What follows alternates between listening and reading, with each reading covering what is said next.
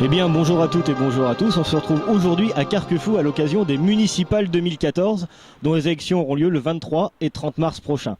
Nous allons vous présenter le premier candidat. Elle s'appelle Madame Véronique Dubetier-Grenier et nous la retrouvons tout de suite à l'intérieur de sa permanence.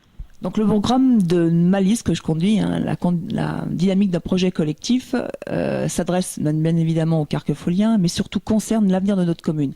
Ce programme a été élaboré bien évidemment en collaboration, en concertation avec les colistiers, mais aussi par le biais des rencontres que nous avons faites sur le terrain.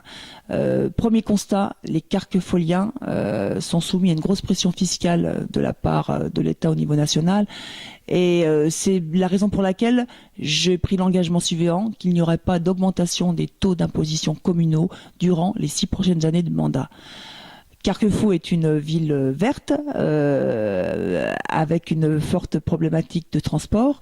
Il me semble aussi évident que de solliciter, d'obtenir de la part de Nantes Métropole de transports en site propre, que ce soit au niveau de la Fleurier et de la Minguet, est primordial.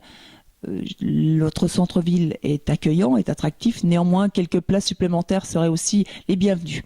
J'ai souhaité aussi être attentive à tous. C'est pour ça que nous avons souhaité la mise en place d'une mutuelle pour tous. Dernier et avant-dernier point, la tranquillité publique. Un réseau de caméras en vidéoprotection sera mis en place à l'entrée de toutes les villes, couplé avec l'action voisins vigilants. L'emploi. C'est aussi une préoccupation des carquefoliens. Nous bénéficions d'un fort réseau économique, donc je mettrai en place une action qu'on pourra appeler partenariat. Les cadres, les employés de nos entreprises carquefoliennes pourront parrainer un jeune en recherche d'emploi.